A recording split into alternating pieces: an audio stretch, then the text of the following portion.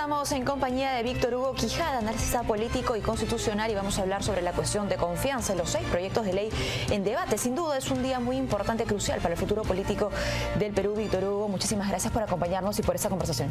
¿Cómo estás, Mirta? Buenos días. Sí, efectivamente es un día crucial. Esperemos que todo acabe bien en virtud de que se mantenga la democracia y el orden interno, ¿no? El día de ayer, el premier Salvador del Solar argumentó, por supuesto, la cuestión de confianza, haciendo hincapié en esta esencia mínima y renunciable sobre los proyectos, ¿no es cierto? Que estos no pueden desnaturalizarse. Y de inmediato, muchos nos preguntamos, esperemos que todos los ciudadanos y los peruanos, ¿cuál es la esencia de cada uno de estos proyectos? ¿Cuáles son aquellos puntos a los que no se podría renunciar, a los que el Parlamento no podría renunciar de aprobar, de dar el voto de confianza y de aprobar cada una de las reformas? Empezando por, ¿qué te parece este proyecto de ley de reforma constitucional para modificar los impedimentos para ser candidato? Bueno, sí, efectivamente, esperemos de que una vez otorgó el voto de confianza, si es que se da ese escenario, los 6 proyectos de ley sean aprobados y no se deforme la esencia, como el presidente del Consejo de Ministros lo ha establecido, ¿no? Porque es necesario establecer una reforma política para tener las reformas claras. El primero que tú mencionas hace referencia a que aquellos que sean candidatos a presidente, en general, cualquier cargo de elección popular, no tengan una condena por delito doloso en primera instancia, por lo menos de pena privativa de 4 años hacia adelante. Es decir, aquellos que tengan una condena con 4 años para arriba no pueden postular, no pueden ejercer cargo de elección popular. Esto en paralelo con el marco normativo actual. ¿Qué es lo que dice ese marco y cuál es el impacto que ha tenido también entre algunas autoridades? Bueno, lo que establece el marco normativo actual es de que primero no había un impedimento para postular. Puedes haber tenido procesos, juicios, pero sí, si tú tenías una condena en segunda instancia por delito doloso, no en primera, en segunda, esa es la primera diferencia. En segunda instancia por delitos doloso, consentida y firme, hace referencia pues a que hay una distinción, ¿no? Porque aquí se habla de que condena, pero no se habla si es para empezar consentido o no, claro. Hace mención solo de condena. ¿Pasaba que algunas autoridades eran escogidas justamente con esta condena en primera instancia? Sí, efectivamente. Y, por ejemplo, tenemos los casos de varios actuales gobernadores regionales, si no me equivoco, el de Arequipa y el de Piura o Trujillo, La Libertad, no recuerdo bien, pero y la mayoría de actuales gobernadores tienen juicios, procesos pendientes, ¿no? Entonces, lo que se está buscando acá es salvaguardar la probidad, y aquellos que ingresen al Estado, o por lo menos desde la postulación, es necesario de que mantenga, digamos, una conducta intachable, ¿no? También es importante resaltar ahí que deben de entregar un reporte de ingresos, de patrimonio, de declaración de interés, que también debe tenerse en cuenta, ¿no? Por ejemplo, no haber tenido conflictos con el Estado o tener algún tipo de juicios pendientes, ¿no? Ni tampoco algún tipo de proceso disciplinario, ¿no? Eso me obliga a consultarte en la actualidad, entonces, ¿qué tipo de documentación deben entregar? Solamente meramente informativa, ¿no? Solamente en general, y bueno, si bien es cierto la ley establece que es obligatoria, pero no era un impedimento, ¿no? Es decir, por lo menos si es que uno no declara bajo este nuevo sistema normativo que se está proponiendo, podría pasar a ser un delito, ¿no? De falsedad ideológica o genérica, ¿no? Muy bien. El segundo proyecto de ley que busca regular la democracia interna, ¿cómo fortalecer? La gran pregunta, ¿no? No de ahora, de siempre, en realidad, con cada uno de estos proyectos, ¿cómo fortalecer las organizaciones políticas desde su interior? La democracia es representativa, pero para que sea representativa se requiere de que la mayor población posible participe, ¿no? Y lo que se ha visto en la práctica con las normas actuales, como antes de estas propuestas de reforma, es de que el CEN, el Consejo Ejecutivo Nacional de cada partido, nombraba a dedo, y no había límite para los invitados, nombraba a dedo y a los candidatos a alcaldía, provinciales, gobiernos regionales, Congreso, presidente, ¿no? Entonces, lo que se está buscando es fomentar la participación. Primero, de que las elecciones de los candidatos bajo elección popular sea abierta, tanto militantes como no militantes, sean simultáneas en todo el Perú, para que los ciudadanos que sean simpatizantes escojan a quienes van a ser sus candidatos. No es que van a votar en una organización y luego en otra. Así es, efectivamente, que es en Estados Unidos algo similar a lo que se llama las elecciones primarias, que se les dice, ¿no? Y la otra situación es respecto a la cancelación de los partidos, ¿no? Bueno, para terminar el tema de la democracia interna, ¿no? Eso es lo primero, ¿no? ¿no? Que se busca fomentar la mayor participación.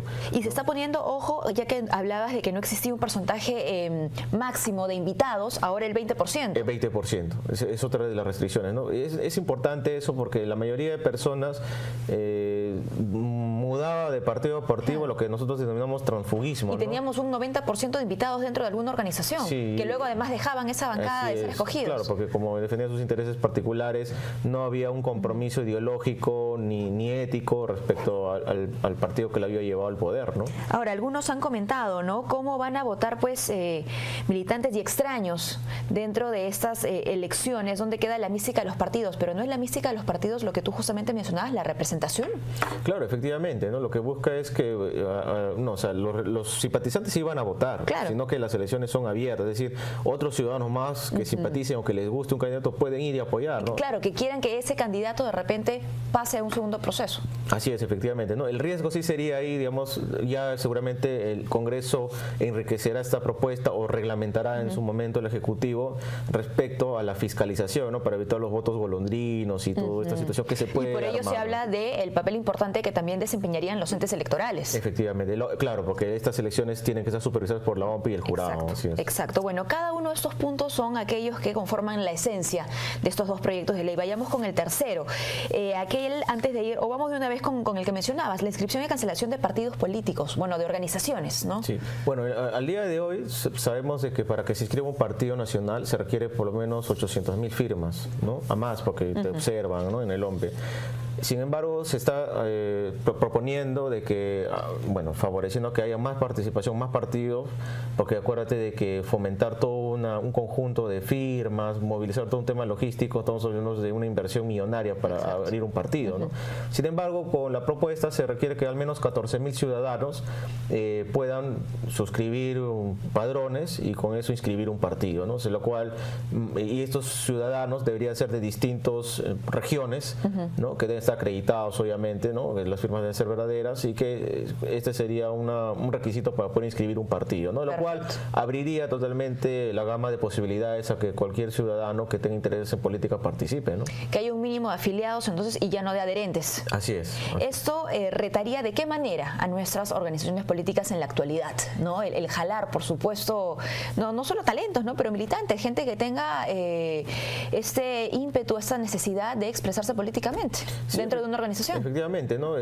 Porque nosotros, bajo nuestro marco institucional respecto a los partidos, estamos trabajando como los tiempos del 40, del 50, ¿no? Y además con la misma gente. Y la misma gente, ¿no? Son gente que no hay renovación, son palabras, en la práctica no se ve nuevos cuadros, o hay conveniencias de invitar al personaje de moda o al que le caiga mejor a la gente para que pueda postular. Entonces, eso es lo que se quiere evitar, ¿no? Que sea abierto, que haya muchas propuestas en el país de partidos y seguramente, como estamos en democracia, el que tenga la mejor propuesta ganará, ¿no? Por supuesto, habrá que competir en ese nivel, Así ¿no?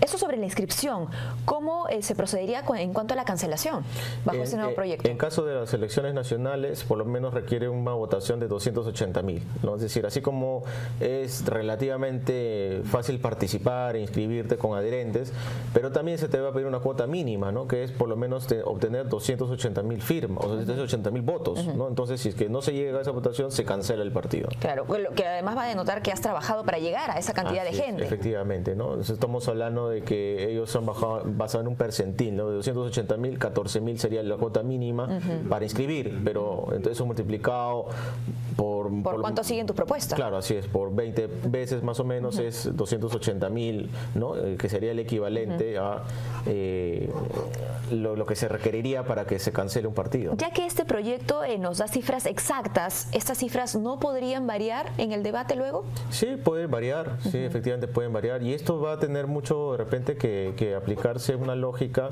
matemática respecto a los números de electores inscritos, ¿no? De repente basarse en si es el 5% más o menos, o el 4 o el 3%, el equivalente a que el número de votos necesarios para que se cancele un partido, ¿no? Porque también no se puede tener partidos vigentes todo el tiempo que después se prestan a vientres de alquiler, como hemos estado viendo, ¿no? Muy bien. El siguiente proyecto de ley habla de la modificación de la ley orgánica respecto al voto preferencial, ¿no? Además se menciona también lo que es alternancia y paridad. Sí, el primero que tú mencionas es respecto que cuando se eligen a los congresistas es voto preferencial. preferencial, ¿no? Es decir, uno podía poner el numerito, ¿no? El 1, el 2, del 1 al 35 en el caso de Lima, ¿no? Y poder elegir al candidato de su preferencia. Ahora lo que se está haciendo es solo cifra repartidora, ¿no? O sea, eliminar el voto preferencial. Cuanto más arrastre tenga su candidato a la presidencia, claro, en porcentaje, eso se va a reflejar en la lista de postulantes al Congreso, hasta el número máximo de la aplicación de la fórmula polinómica, ¿no? Nos habla este proyecto entonces de un trabajo más en conjunto, más de partido, más de organización, y ya no tanto de ver a rostros de candidatos como hemos visto en muchísimas campañas, en todas las campañas. Así es, ¿no? Se trata de llevar a los personajes más notables que han trabajado obviamente políticamente dentro de las organizaciones, de respetar las jerarquías y quizás las edades, quizás la paridad, quizás... Claro, porque ahí viene esto segundo. Así es. ¿No? Tenemos esta lista de candidatos, va a haber una cifra repartidora, pero ¿cómo es que se conforma esa lista? Claro, esa lista debería ser con alternancia y paridad, es decir, no, como ya no hay reelección, ¿no? Lo que se buscaba acá es de que de repente un candidato que ya fue una vez ya no sea dos veces, ¿no? Eso es lo primero, ¿no? O sea, no haya una especie de giro o cambio de número o cambio de posición dentro del partido o dentro de la elección.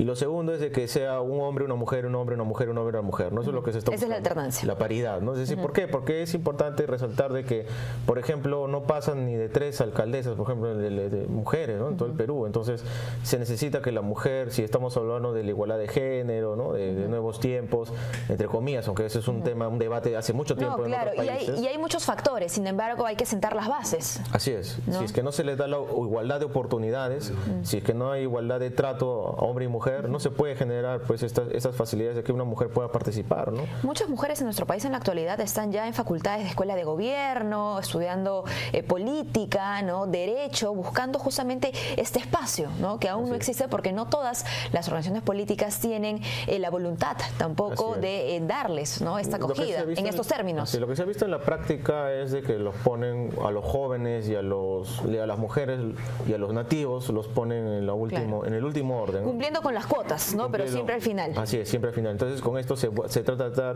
de darle la igualdad, ¿no? Si tú te das cuenta, todos los primeros eran los hombres, los últimos eran los que te menciono, pero entonces ¿de qué igualdad hablamos, no? Si que los 5 primeros regidores o los 7 primeros gobernadores, los consejeros regionales o los más famosos o los 10 primeros números entran al Congreso y son hombres, no estamos hablando de igualdad y equidad, ¿no? Por supuesto, nos quedan un par de minutos nada más y tenemos que hablar de dos proyectos, ¿no? El proyecto para penalizar el financiamiento de organizaciones políticas y aquel que busca modificar el proceso de levantamiento de la inmunidad, que fue en principio el que desató, digamos, esta crisis. Para mí son de los más importantes, ¿no? Primero por el tema de la inmunidad, porque no queremos que se repitan casos como Mamani, casos como Donaire, que hasta ahorita no se encuentra en el país, no se sabe dónde está. Entonces lo que se está buscando es de que el Congreso no puede ser juez y parte, ¿no? El Congreso no puede, lo que se ha visto a la fecha son blindajes en donde el Congreso no puede de una manera ser partícipe tanto del castigo como del levantamiento de la inmunidad. Entonces lo que se está buscando es que sea la Corte Suprema o un organismo imparcial el que levante la inmunidad para que lo procesen, pero solo para delitos comunes. Muy bien, no se habla, ojo, de eliminación de la inmunidad. No se habla de eliminación. ¿No es cierto? Hay que entenderla como es entender ese proyecto. Estamos hablando de modificar el proceso de levantamiento, es decir, en qué momento pierde un parlamentario esta prerrogativa. Así es, cuando se cometen delitos comunes, seguramente... ¿Y quiénes están a cargo, no? Claro, la investigación preliminar no se habría, o con condena inclusive, a pesar de que había una condena firme, no le querían levantar, entonces lo que está buscando es que este sea un mecanismo automático, ¿no? Finalmente, sobre el financiamiento de las organizaciones políticas y lo que dice este proyecto de ley, porque claro, hay que legislar muchísimo en realidad, pero ¿cuál sería la esencia de lo presentado? La esencia es que se va a tipificar como delito,